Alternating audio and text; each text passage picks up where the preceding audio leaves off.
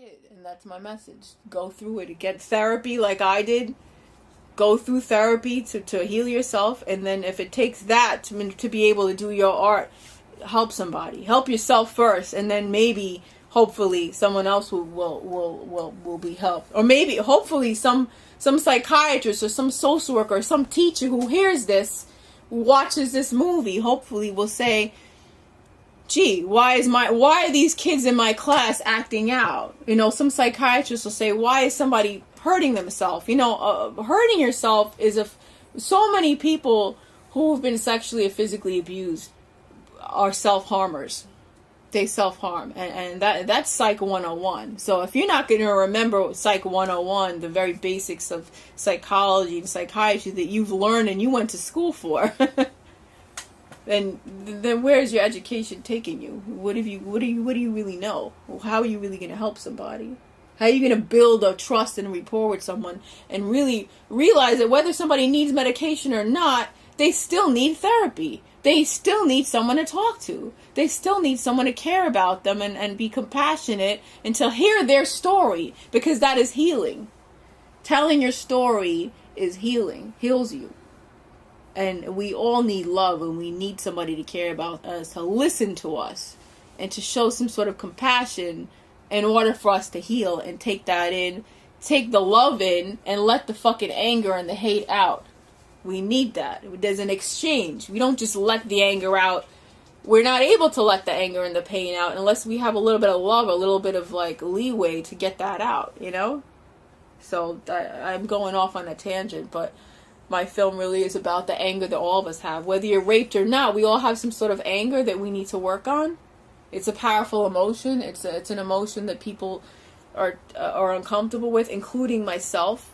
Anger has been the hardest thing for me to acknowledge. To say that I'm angry is a really hard thing to say, and to say why. And then the guilt I feel with talking about my parents, because I love my parents, but in all honesty, my relationship with my parents is so much better than it ever was because I did my solo play.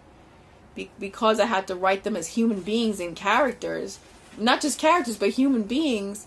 And the fact that I let a lot of it out, even if I'm saying bad things about them, I'm telling the truth.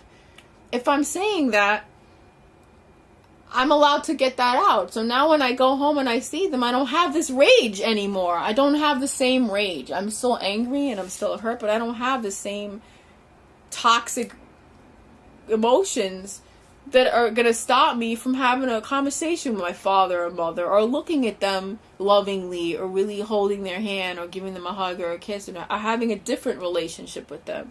I'm allowed to have a different relationship with them now because I've gotten help around the issues that have bothered me and around my relationship with them, and I put it in my artwork and I've talked about it. And most of that was anger, you know, and I don't harm myself anymore because I've learned to express myself through therapy, you know. And I got a lot of it out in my art, in my solo play, and hopefully now in this film, so I can put it behind me, you know. So I would hope that people will see that behind a label and a diagnosis and somebody acting out, or someone being institutionalized, in that wall that we create about this person is not fit for society, that we would go behind all of that and see the person. Hopefully in the film you get to see this person who she really is. You know, we get to see the person behind the name, behind the voice, behind the artwork, behind all these things, behind the anger. You get to see the person behind the anger, behind this girl cursing up a storm. Why is she cursing up a storm? What is she angry about? Is she just some woman complaining about her parents? Where does she have the right to say she's angry, or that somebody wronged her? Or where the real anger also is, like, so much anger we have is anger towards ourselves. Like, why did I let this happen to me? You know, why did I go to hospitals and let these people abuse me? Why did I let my mother abuse me? You know, that so much of that is out of your control. It's not your fault, because we're not born asking to be abused and for our parents to not treat us the right way. We're not born, you know, we go into hospitals looking for help. We don't know that the minute we walk in there, we're voluntarily walking in, that we're going to be abused. We're looking to people. Society teaches you that your parents are good people and they love you and they want to help you and take care of you, and that your teachers want to help you, and that a doctor is supposed to heal you. you know? And when everything goes wrong within these roles in society and labels for society, and labels our labels with patient, now we're being labeled as crazy, stupid, angry, annoying, menace to society. Meanwhile, the doctor, the mother, and the hospital still have these wonderful, meanings behind them, and they get to stay. They get to be beautiful, but we get the bad labels when we're just a product of all those things like everybody else.